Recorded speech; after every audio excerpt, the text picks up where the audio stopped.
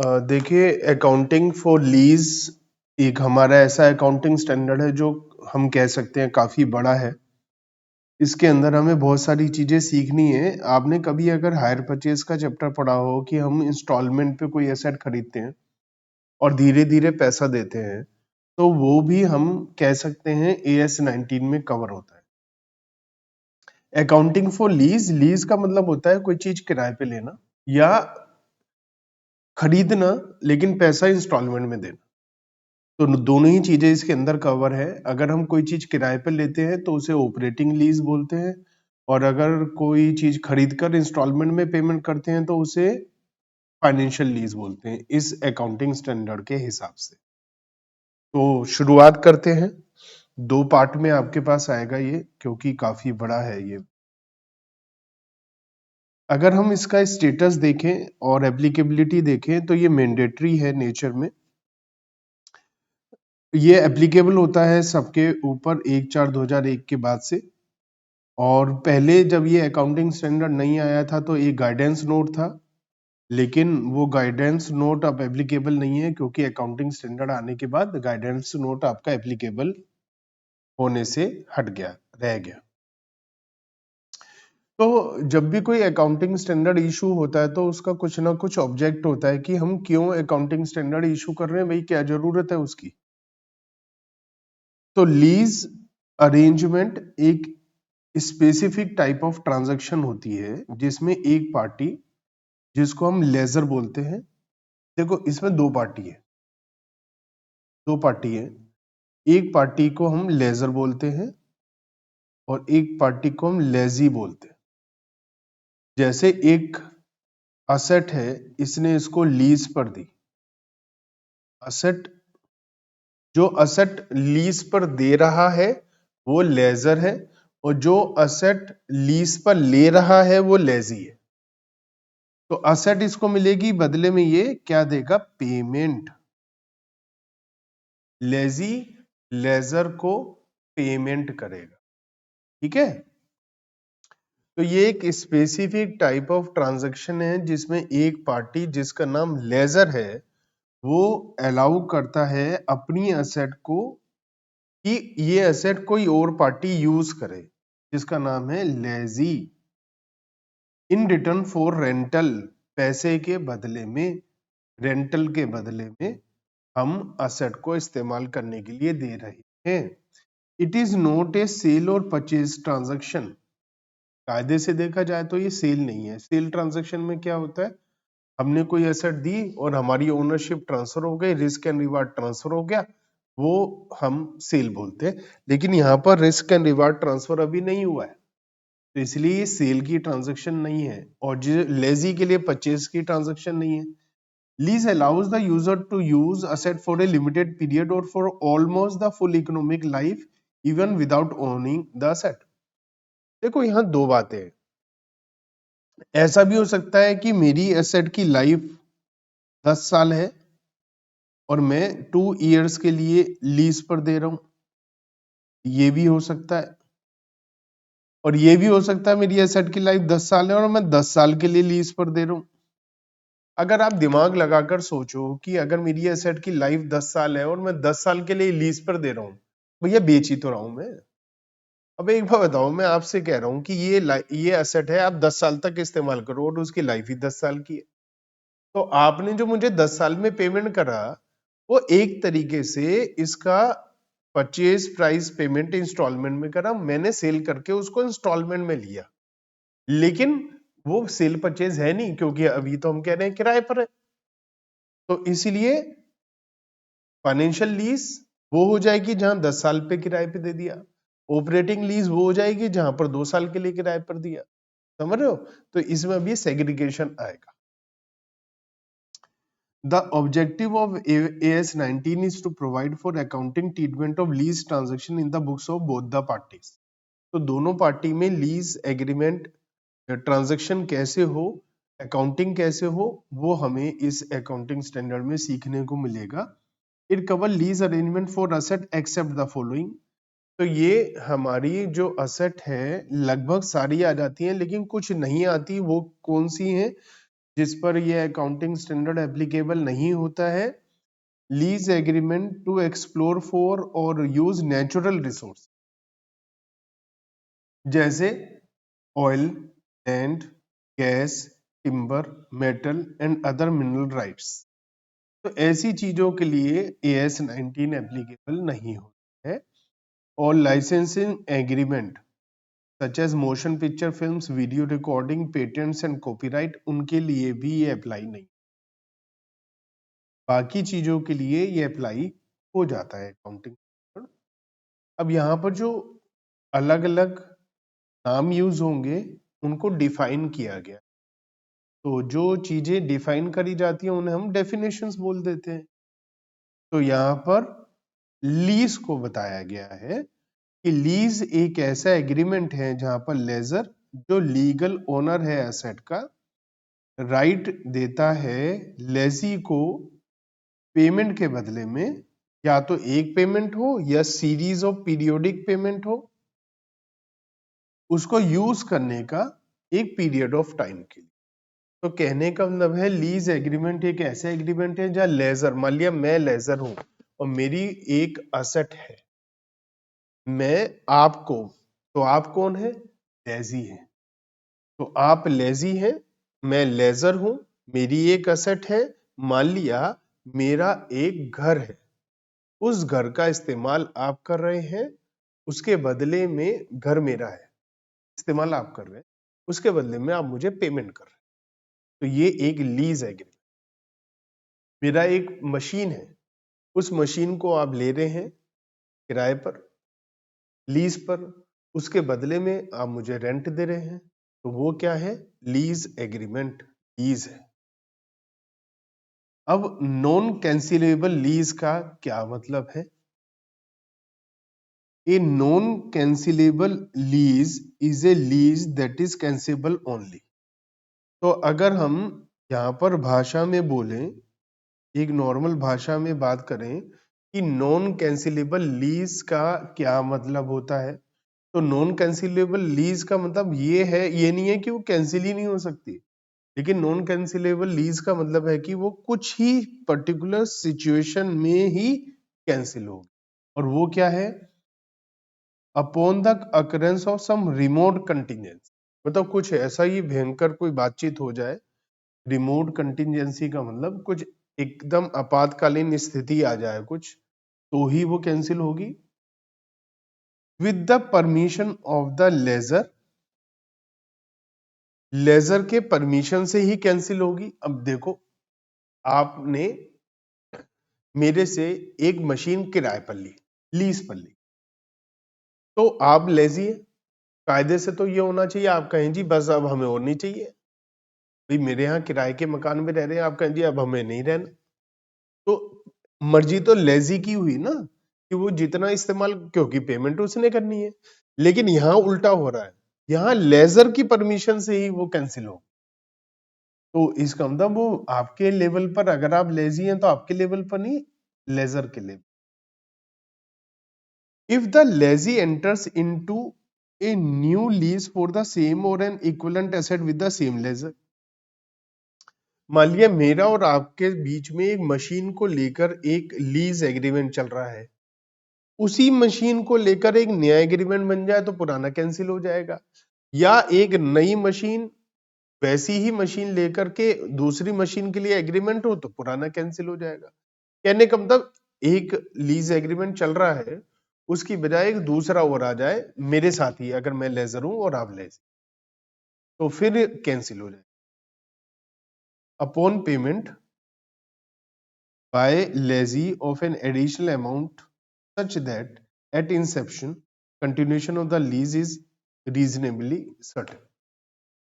यहां पर लिखा है कि अगर आप कह रहे हैं कि नहीं भैया अब इसे खत्म करते हैं, तो हमने शुरू में ही डिसाइड किया होगा वो एडिशनल अमाउंट आप मुझे देंगे तब वो कैंसिल हो, कि भाई नॉन कैंसिलेशन है।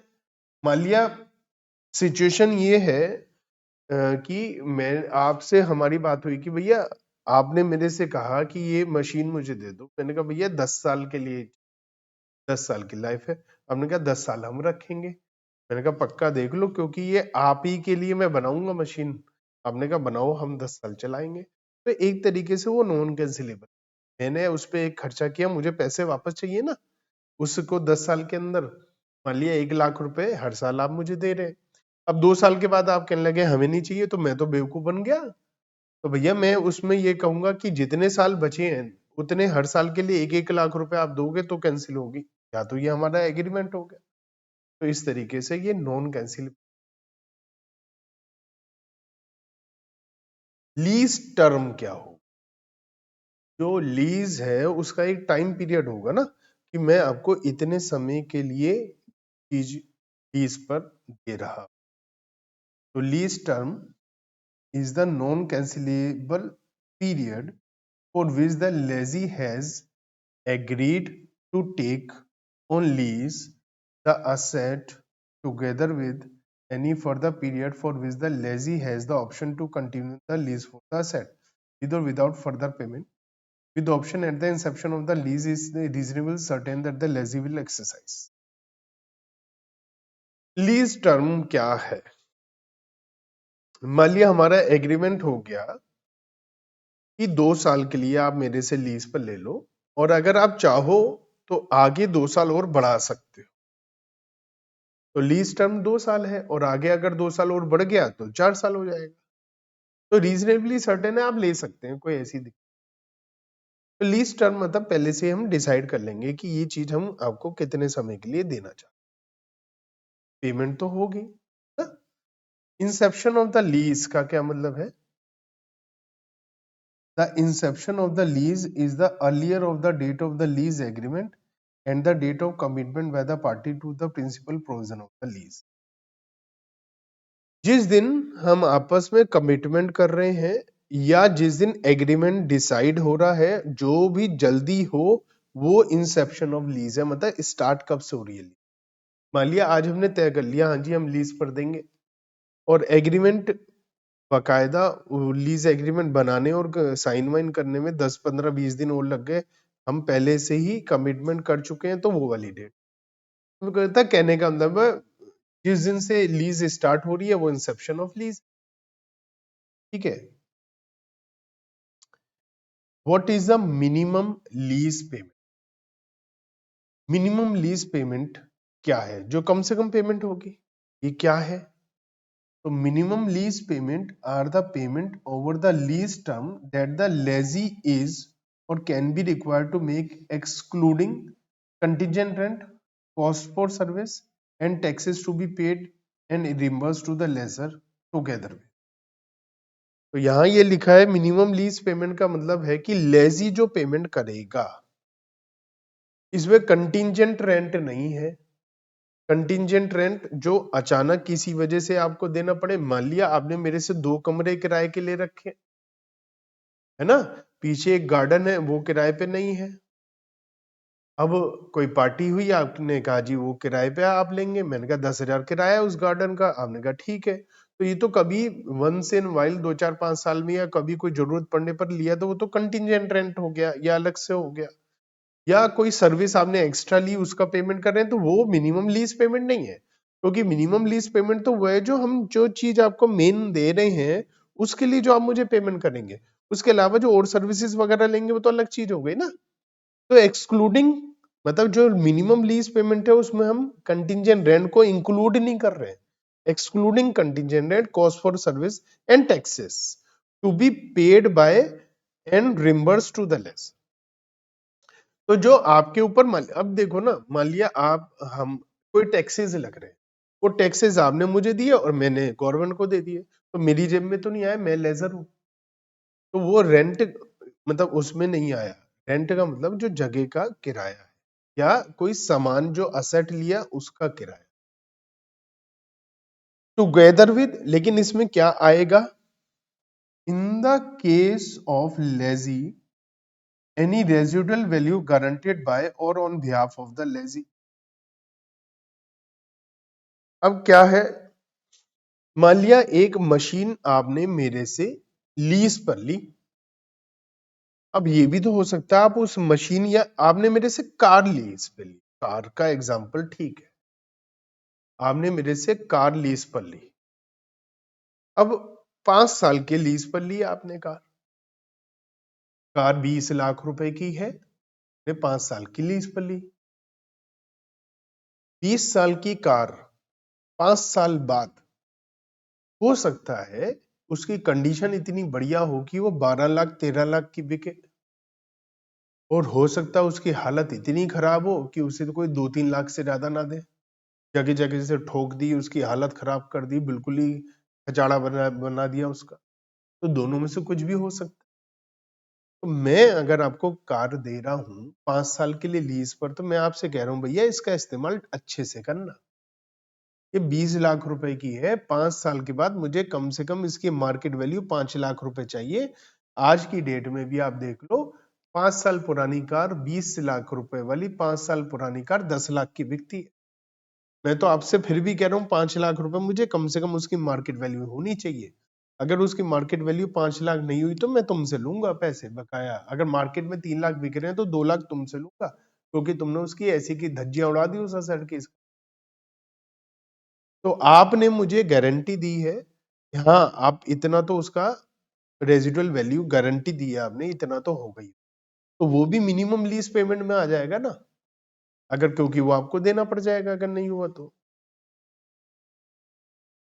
In the case of laser,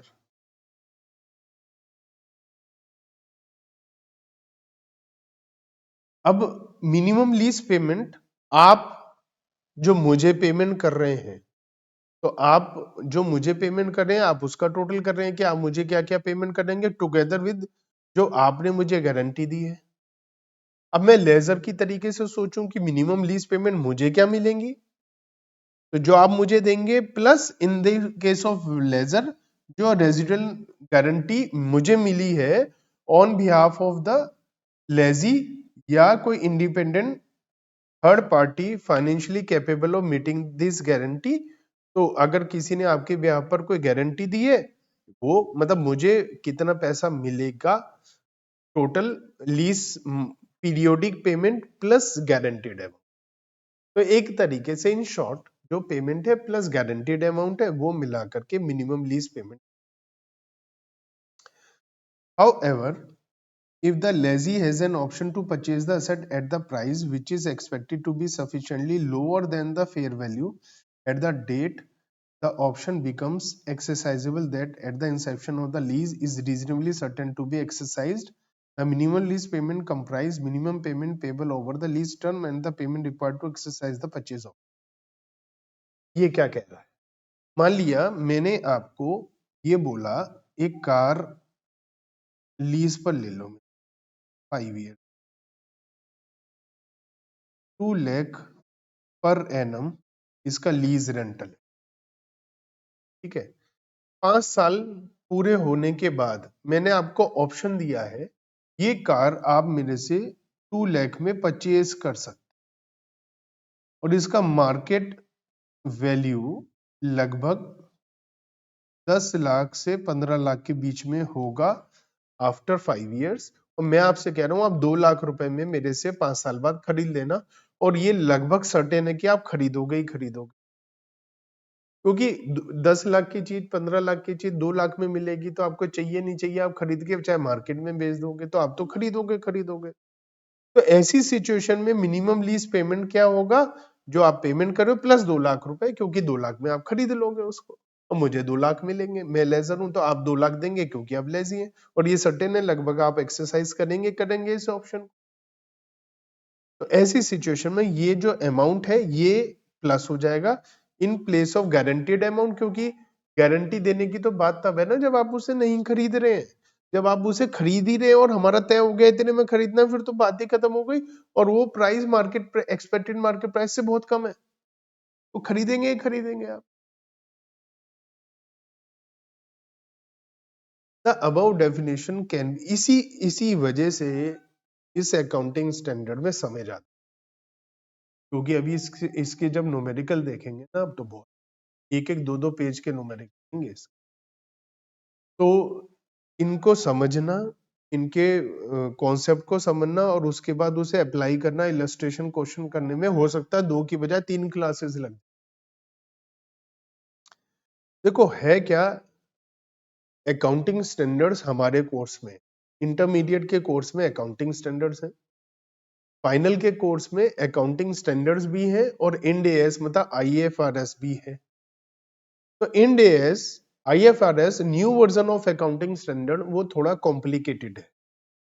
तो कुछ अकाउंटिंग स्टैंडर्ड जिनको मैं आपको एक बात समझाता हूँ, एक है अकाउंटिंग स्टैंडर्ड, एक है इंड एएस जो कि आईएफआरएस है, ये पूरी दुनिया में एप्लीकेबल। इंडिया में 250 करोड़ से ऊपर के नेटवर्थ पर एप्लीकेबल है, या आपकी इच्छा स्वेच्छा से इंडिया से अप्लाई करना चाहते हो तो आप कर, ये फाइनल में है, ये इंटर में भी है, समझ रहे हो? तो जो आप पढ़ रहे हो ये फाइनल में भी काम आएगा। अब सबके लिए एएस एप्लीकेबल है और कुछ बड़ी कंपनीज वगैरह के लिए इंड एएस एप्लीकेबल है। लेकिन अब मन किया आईसीएआई का या गवर्नमेंट का कि इस एएस में कुछ एएस ऐसे हैं जिसको इंड एएस से रिप्लेस कर दिया जाए। तो उसमें क्या किया गया, एएस 10 में कुछ हिस्सा ऐसा किया जो असल में इंड एएस जैसा ही बना दिया गया, लगभग, पूरा नहीं तो काफी है। तो वो इसलिए जब वो हमने एएस 10 पढ़ा तो थोड़ा सा लगा यार ये तो बहुत बड़ा बवाल है, ये क्या हो गया। ऐसे ही अब एएस 19 असल में जो हम पढ़ रहे हैं ये लगभग लगभग इंड एएस ही हम पढ़ रहे हैं, ये मानकर चलो। तो इसलिए थोड़ा सा ये इंड एएस मानो एएस के बाप है, इससे डबल ट्रिपल पढ़ना पड़ेगा, डिस्क्लोजर रिक्वायरमेंट बहुत ज्यादा है, कॉम्प्लिकेशंस है, और आपको थोड़ी सी हैरानी होगी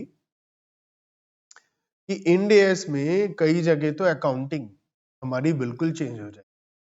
हम जो पढ़ते हुए आ रहे हैं 11 से कि अकाउंटिंग में हम ऐसा करते हैं ऐसा करते हैं, जब इंड एएस कुछ ऐसे उन्हें पढ़ेंगे तो हम कहेंगे कि हमने जो पढ़ा था वो तो सब बेकार हो गया, क्योंकि यहाँ पर तो अलग ही अकाउंटिंग होगी। इंड एएस में कई जगह तो बिल्कुल ही अकाउंटिंग ही चेंज हो जाए, तो वो आप फाइनल लेवल पर पढ़ेंगे। लेकिन ये भी थोड़ा इंड एएस लेवल का एएस होने की वजह से आप लोगों को थोड़ा सा लगेगा कि यार ये तो काफी गहराई में जा रहे हैं। तो अब अगर हमने जो डेफिनेशन पढ़ी है, अगर हम उसको समराइज करें तो क्या करें, अगर हम लेजी के हिसाब से सोचें, केस नंबर 1 कि लेजी अपनी एसेट को वापस कर देगा, अपने पास खरीदेगा नहीं। जब समय 5 साल के लिए कार लीज पे और 5 साल बाद वो लीज कार को वापस कर दे, तो क्या होगा, minimum lease rental payment over the lease term that the lessee is or can be required to make excluding contingent rate, cost for service and taxes, plus जो इसने गारंटी दी है,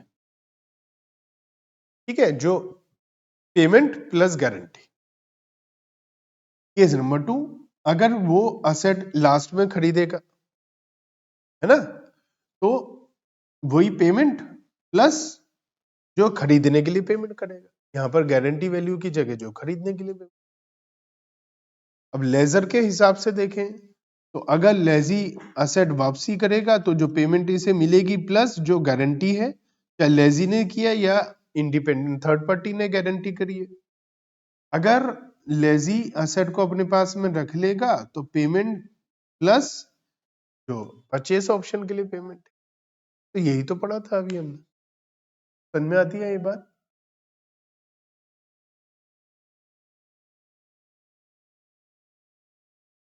फेयर वैल्यू क्या होता है, यहाँ पर जब हम बात करेंगे फेयर वैल्यू तो वो क्या होगा।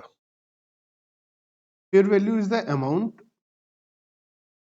For which an asset could be exchanged or a liability settled between knowledgeable willing parties in an arm's length transaction।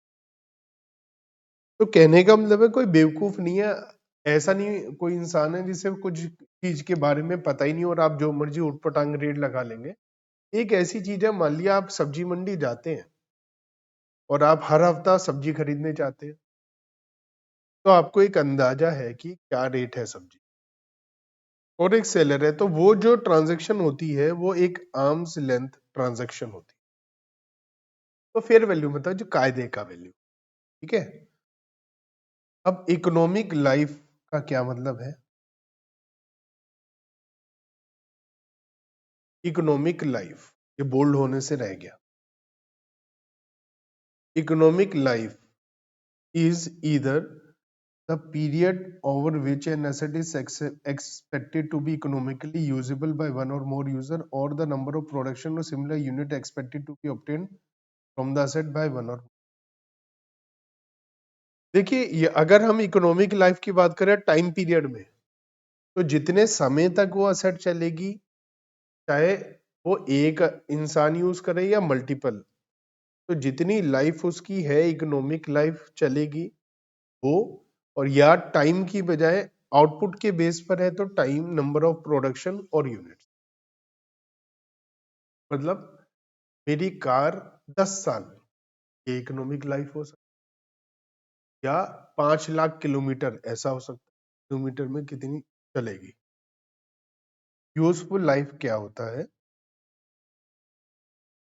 Useful life of leased asset is either the period over which the leased asset is expected to be used by lessee or the number of production.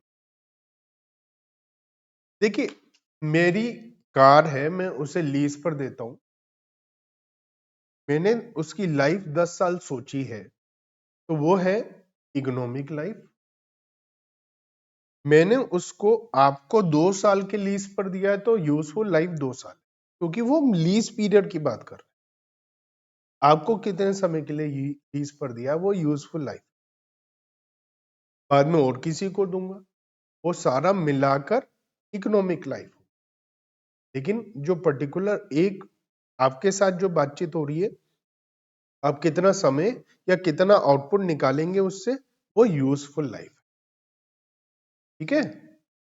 तो economic life हमेशा ही useful life से ज्यादा होगी या equal होगी, है ना। तो useful life represent the depreciable life of an asset, जबकि इकोनॉमिक लाइफ टोटल लाइफ है। और वैसे भी यूजफुल लाइफ मतलब हो सकता है कि कोई एसेट 15 साल तक चल सकती है ना। मान लिया मैं एक कार खरीद रहा हूं, 15 साल की उसकी टोटल लाइफ है, लेकिन मैं तो 6 साल में बेच देता हूँ, तो उसकी इकोनॉमिक लाइफ 15 साल है, लेकिन मेरे लिए यूजफुल लाइफ तो 6 साल है। तो इकोनॉमिक लाइफ हमेशा ज्यादा होती है, जो मैक्सिमम एक तरीके से लाइफ है जो इस्तेमाल होने लायक है, और यूजफुल लाइफ है जो इंसान लीज पर ले रहा है, उसे कितने समय के लिए यूज कर। तो यूजफुल लाइफ इकोनॉमिक लाइफ से ज्यादा तो होगी नहीं कर, या तो उसके इक्वल होगी या उससे कम होगी, है ना। रेजिडुअल वैल्यू क्या है? जो एस्टिमेटेड फेयर वैल्यू है at the end of the lease term. जब मेरी लीज खत्म हो जाएगी उस समय जो लगभग उसका फेयर वैल्यू जो होने की उम्मीद है, वो क्या है? रेजिडुअल वैल्यू या scrap value. Guaranteed residual value guaranteed थी ना, गारंटी अगर दे रहे हैं तो वो क्या है? गारंटीड लीज जो रेजिडुअल वैल्यू है वो क्या है? तो गारंटीड रेजिडुअल वैल्यू का मतलब है, in case of lessee, that part of the residual value which is guaranteed by the lessee or by a party on behalf of the lessee, the amount of the guarantee being the maximum amount that could at any event become payable.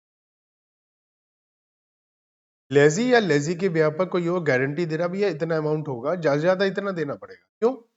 मान लिया आपने मेरे से एक car ली lease पर और आपने guarantee दी उसकी वैल्यू 3 लाख होगी, मान लिया उसकी वैल्यू 0 है, तो 3 लाख देना पड़ेगा आपको, उससे ज्यादा थोड़ी ना देना पड़ जाएगा। तो जो मैक्सिमम वैल्यू आपके लिए किसी भी सिचुएशन में मैक्सिमम आपके लिए देना पड़ सकता है। In the case of lessor, that part of the residual value which is guaranteed by or on behalf of the lessee or by independent third party which is financial capable of discharging the obligation under the guarantee. मेरे लिए क्या है, आप या आपके व्यापार किसी ने आपके लिए गारंटी दी है? वो अनगारंटीड रेजिडुअल वैल्यू क्या होगी? तो unguaranteed residual value of lease asset is amount by which the residual value of the asset exceed its guaranteed residual. ये क्या कह रहे हैं? अनगारंटीड वैल्यू का क्या मतलब है? Bye which the residual value of asset exceed the guaranteed residual. क्या मतलब है? मान लिया 3 लाख रुपए की गारंटी दी कि उम्मीद है एसेट की 4 लाख की वैल्यू होने की। 1 लाख क्या है? Unguaranteed residual. ठीक है, तो यहां क्या बोला है? Unguaranteed residual value is residual value minus guaranteed residual value. ये वर्डिंग यहां लिखा है, amount by which the residual value exceed the guaranteed residual, है ना?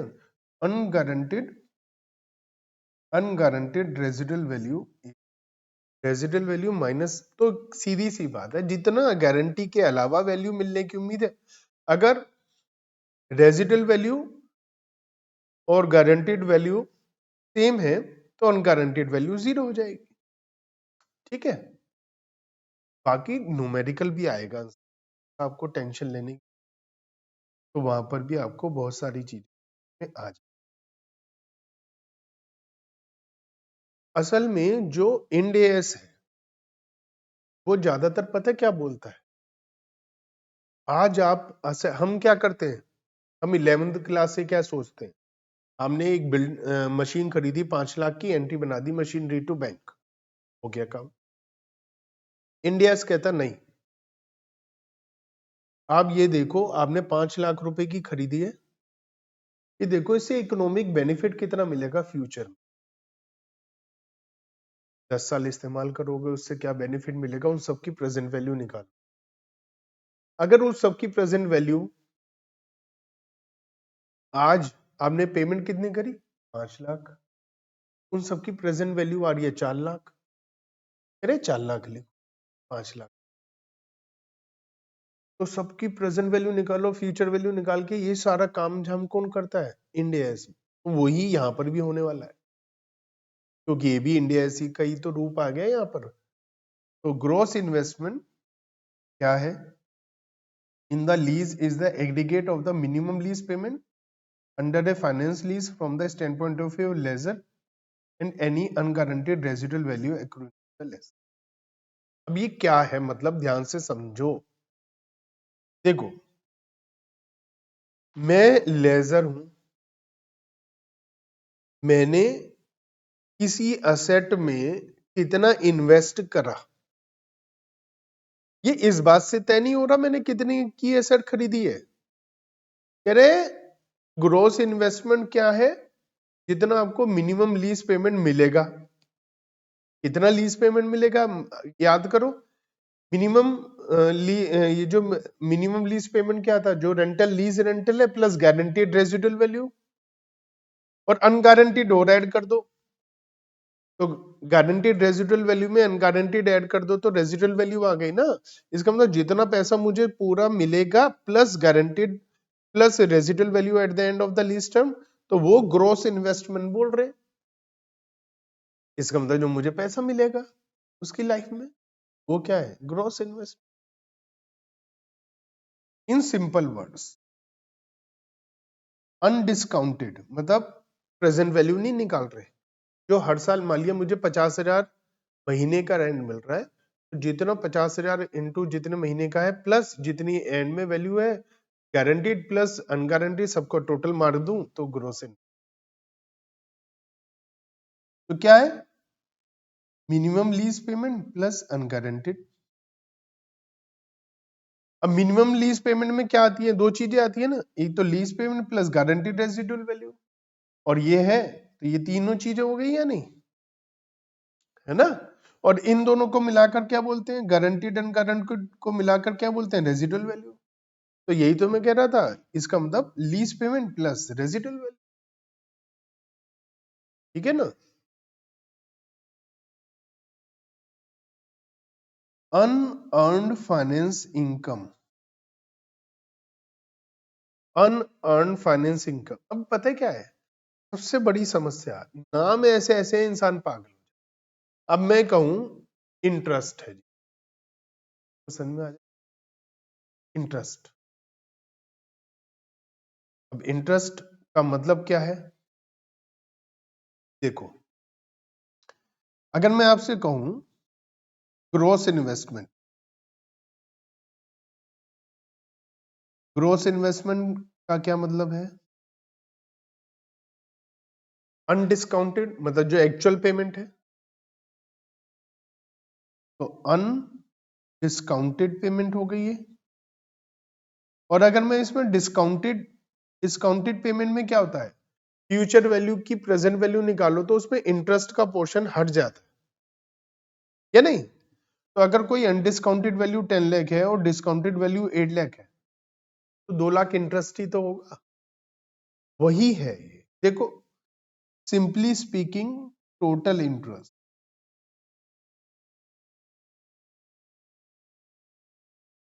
समझ में आया क्या ये, टोटल इंटरेस्ट। अब ये इसमें क्या लिखा है, difference between,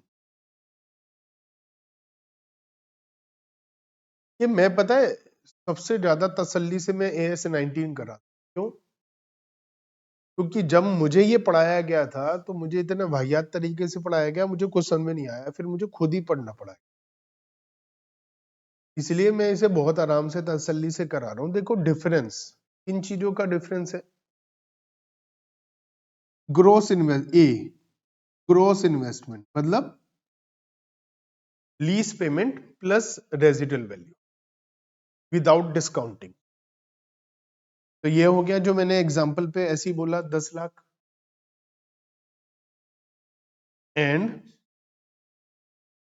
present value of, अब present value of, present value किस चीज का, minimum lease payment plus unguaranteed, मतलब उसी चीज का विदाउट डिस्काउंटिंग और उसी चीज का डिस्काउंटिंग। तो प्रेजेंट वैल्यू उसी चीज की, उसी चीज की नॉर्मल वैल्यू, दोनों का डिफरेंस क्या हो गया, इंटरेस्ट हो। तो gross investment minus present value of gross investment, तो present value of gross investment को फेयर वैल्यू भी बोल देते हैं, आप ये बोल लो, कुछ भी बोल लो, ठीक है। अब क्या है नेट इन्वेस्टमेंट, देखो नेट इन्वेस्टमेंट किसको बोल रहे हैं हम, नेट इन्वेस्टमेंट हम बोल रहे हैं प्रेजेंट वैल्यू, जो लिखा है net investment is the lease is the gross investment in the lease less unearned finance. अब देखो मतलब दिमाग का दही बनाने को तैयार है। अब मैं बताता हूँ, ये देखो क्या लिखा है, ग्रो नेट इन्वेस्टमेंट के लिए क्या वर्ड यूज किया है, नेट इन्वेस्टमेंट मतलब ग्रोस इन्वेस्टमेंट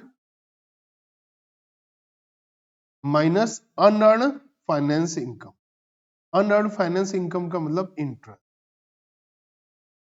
तो अगर मैं ग्रोस इन्वेस्टमेंट में से इंटरेस्ट माइनस कर रहा हूं तो मैं क्या निकाल रहा हूं, present value of gross investment. क्यों, क्योंकि अभी अभी मैं कह रहा था अनअर्न्ड फाइनेंस इनकम क्या है, gross investment minus present value of gross investment. अब मुझसे ये पूछा जा रहा है इसे क्या नाम दे रहा हूं मैं, नेट इन्वेस्टमेंट, इसका नाम है ग्रोस इन्वेस्टमेंट, इसका नाम है नेट इन्वेस्टमेंट। अब ये नेट इन्वेस्टमेंट कह रहे हैं तो ये नहीं कह रहे present value of gross investment, क्या कह रहे हैं, gross investment minus unearned finance income मतलब इंटरेस्ट। तो कहने का मतलब क्या है कि present value of gross investment ही नेट इन्वेस्टमेंट है, या ग्रोस इन्वेस्टमेंट से इंटरेस्ट माइनस करो तो नेट इन्वेस्टमेंट आ जाएगा, ठीक है। सिंपल वर्ड्स में डिस्काउंटेड, अब आप डिस्काउंट कर दो मिनिमम लीज पेमेंट और अनगारंटेड को, या डिस्काउंट कर दो लीज पेमेंट गारंटेड और अनगारंटेड, या डिस्काउंट कर दो lease payment plus residual value. Simply speaking fair value है, फेयर वैल्यू मतलब डिस्काउंटेड ग्रॉस इन्वेस्टमेंट। तो इसे discounted value of gross investment, इसे नेट इन्वेस्टमेंट या फेयर वैल्यू बोल दें, एक ही बात है। क्या आता है, कंफ्यूजन है इसमें? Now interest rate implicit in the lease. आप में से किसी ने फाइनेंशियल मैनेजमेंट पढ़ा हो ना, तो फाइनेंशियल मैनेजमेंट में कॉस्ट ऑफ कैपिटल होता है, वो है ये इंटरेस्ट रेट इम्प्लिसिट। तो ये है एक ऐसा discounting rate at the inception of the lease cause the aggregate present value of the lease payment that a finance lease from the standpoint of the lessor or unguaranteed value accruing to the lessor to be equal to the fair value of the leased asset। ये क्या कहना चाह रहे हैं? ये बिल्कुल ही अभी मेरे दूसरे बैच में फाइनेंशियल मैनेजमेंट के दूसरे बैच में चल रहा है कैपिटल बजटिंग, और उस कैपिटल बजटिंग में आज हम पढ़ने वाले हैं इस बैच के बाद ही IRR, और वो IRR ही है यहाँ इम्प्लिसिट रेट ऑफ IRR ही है। असल में IRR एक इंटरनल रेट ऑफ रिटर्न बोलते हैं। IRR is that discounting rate of return at which present value of all future value becomes equal to actual present value। होता क्या है, देखो, मान लिया मैंने एक कार खरीदी आज 20 लाख की, ठीक है, उसको मैं रेंट पर दे रहा हूं, लीज पर दे रहा हूं, लीज पर दे रहा हूं 3 लाख पर एनम के हिसाब से 10 ईयर्स। समझ में आती है बात? तो मुझे कितना रेंट मिलेगा? 30 लाख। लेकिन 30 लाख एक साथ नहीं मिलेगा, 3-3 लाख रुपए 10 साल तक। अब मैं हर साल 3 लाख रुपए, 3 लाख रुपए, 3 लाख रुपए हर साल है। आपको मालूम है प्रेजेंट वैल्यू निकालने के लिए होता है future value into 1/1 plus rate upon rate की पावर। प्रेजेंट वैल्यू निकालने के लिए फॉर्मूला होता है। अब इस 3 लाख की वैल्यू निकालूं, इस 3 लाख की वैल्यू, इस 3 लाख की प्रेजेंट वैल्यू, इन सब की 30 लाख रुपए हो गए ना 10 साल में। इस 30 लाख रुपए की वैल्यू कितनी आनी चाहिए? 30 लाख। ऐसा रेट का इस्तेमाल कर, ऐसा रेट जो इन 3-3 लाख रुपए 10 साल तक के 30 लाख को आज के 20 लाख के बराबर बना दे, उस रेट को IRR बोलते। कोई फर्क ना आए, वो फॉर्मूला होता है, फॉर्मूले से, ठीक है। फाउंडेशन में कहाँ पढ़ा है, कहाँ जरूरत पड़ गई? नहीं, इसकी जरूरत नहीं पड़ी फाउंडेशन में। थोड़ा सा टाइम वैल्यू ऑफ मनी में था, लेकिन इतना नहीं था इस सब IRR वगैरह के लिए था। वो बस हमारा प्रेजेंट वैल्यू एन्युटी फैक्टर वगैरह था, वो एज सच इतना वो नहीं था। तो यहाँ देखो क्या, आज आप कैश आउटफ्लो, आज कार कितने की है? 20 लाख की। और कैश इनफ्लो कितने हो रहे हैं? 30 लाख। लेकिन उसकी प्रेजेंट वैल्यू 20 लाख ही होनी चाहिए, दोनों इक्वल होने चाहिए, ऐसा रेट लो,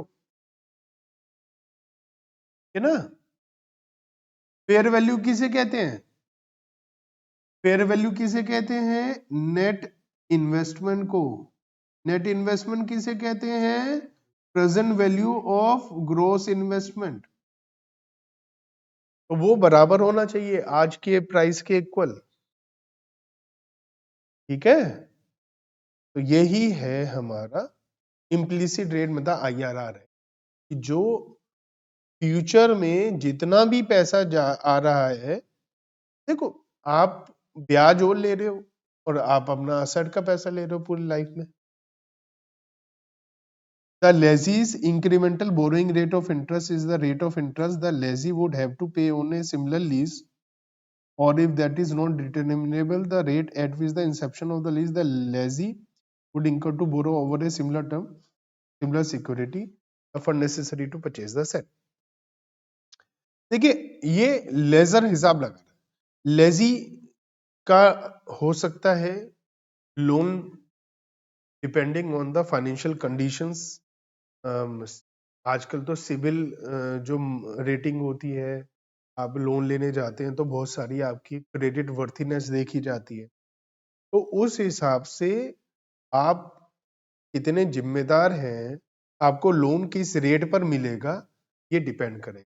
तो जिस समय लीज चल रहा है उस समय जो आपको वैसा ही लोन जिस अमाउंट पर जिस रेट ऑफ इंटरेस्ट पर मिलेगा वो लेजी का incremental boring rate of interest मान। बस आपको टेंशन इसीलिए नहीं लेनी कि क्वेश्चन के अंदर लगभग सारी चीजें आपको बताई है, आपके लेवल पर एक लिमिट से ज्यादा कॉम्प्लिकेटेड नहीं होगा। लेंथी जरूर हो जाएगा क्वेश्चन, लेकिन कॉम्प्लिकेटेड नहीं होगा। और वैसे भी जब हम कोई चीज आराम आराम से धीरे धीरे करते हैं तो कॉम्प्लिकेटेड नहीं लगता, जल्दबाजी में कॉम्प्लिकेटेड लग जाए। कंटीजेंट रेंट, हमारी बात आ रही थी मिनिमम लीज रेंटल में कि minimum lease rental exclude contingent rent and service cost and taxes, तीन चीजें हटाई थी, उसमें से एक क्या था, contingent rent is that portion of the lease payment that is not fixed in amount but it is based on the factor other than just the passage of time, that is percentage of sale वगैरह। अब देखो contingent rent क्या है, एक तो मैंने example दिया था वो एक अलग चीज हो गई, एक चीज ये हो जाती है मैंने आपसे ये कहा कंटीजेंट रेंट के लिए कि 20,000 रुपए पर मंथ प्लस आपकी सेल का 2%। अब आपकी सेल कितनी होगी, उसका 2%, तो ये अभी नहीं पता है ना, तो हो सकता है सेल हो ही ना जीरो, तो इसीलिए कंटीजेंट रेंट को वहां से हटा दिया क्योंकि मिनिमम के दायरे में नहीं आता, कम से कम उतना देना है। अब आपकी सेल ही नहीं हुई, सेल का 2% है तो जीरो हो गया ना, तो मिनिमम कहाँ हो गया, मिनिमम थोड़ी ना कि वो भी ऐड करें, इसलिए उसे एक्सक्लूड कर दिया। लेकिन कंटीजेंट रेंट एक अदर चीजों पर बेस्ड है, तो इसलिए वो हमने वहां से हटा दिया था, लेकिन ये लीज रेंटल में ऐड हो जाता। ठीक है, the definition of lease include agreement of the hire of asset which contain a provision giving the hirer an option to acquire title upon the fulfillment of agreed condition. These agreements are commonly known as hire purchase agreement. Hire purchase agreement include agreement under which the property is asset to pass to hirer on the payment of the last installment, and hirer has the right to terminate the agreement at any time before the। ये क्या कह रखा है, देखो एक hire purchase का chapter ही अलग है, वो हायर परचेज का चैप्टर है, वो क्या कहता है, मान लिया आपने मेरे से एक कार खरीदी, मैं शोरूम, अब मारुति का शोरूम मेरा है, मेरे से आपने एक मारुति की कार खरीदी हायर परचेज सिस्टम, तो मैं आपसे कह रहा हूं आप मुझे इंस्टॉलमेंट में पैसा दो, लेकिन ओनर मैं ही रहूं। ओनर आप बन जाओगे कब, जब आखिरी इंस्टॉलमेंट, और उस इंस्टॉलमेंट में इंटरेस्ट भी इंक्लूड। मान लिया मैं आज वो कार 5 लाख की दे रहा हूँ, लेकिन आप 5 साल में हर साल 1-1 लाख दे रहे हो, तो मुझे आप 6 लाख दे रहे हो, तो 1 लाख रुपए ब्याज का अलग दे रहे हो। लेकिन आप ओनर कब बनोगे, जब आप लास्ट इंस्टॉलमेंट दे दोगे। मीनवाइल अगर आपने बीच में आपने पेमेंट देना बंद कर दिया, मैं आपसे कार उठा लूंगा, क्योंकि ओनर मैं ही हूँ, वो लिखा है। ठीक है, टाइप ऑफ लीज, मैंने शुरुआत में कहा था हमारी लीज दो टाइप की है, फाइनेंस लीज और ऑपरेटिंग लीज। फाइनेंस लीज का मतलब एक तरीके से असेट को बेचना, ऑपरेटिंग लीज का मतलब असेट को किराए पर लेना। आती है बात, तो ये सारी चीज तसल्ली से हम नेक्स्ट क्लास में पढ़ेंगे, नेक्स्ट वीडियो में आएगा आपके पास। अभी के लिए यही कि हमने इसकी बेसिक बातें अच्छे से समझ, तो ये थोड़ा सा हमारा टेक्निकल है, तो इसलिए हम इसको थोड़ा सा समय। ये चैनल आपको कैसा लगता है, ये वीडियो आपको कैसी लगी, आप जरूर बताइए, कमेंट करके बताइए। अगर आपको अच्छा लगा है तो आप वीडियो को लाइक कर सकते हैं, चैनल को सब्सक्राइब कर सकते हैं और शेयर कर सकते हैं अपने फ्रेंड्स के साथ। इससे हमें बहुत ही ज्यादा मोटिवेशन मिलती है।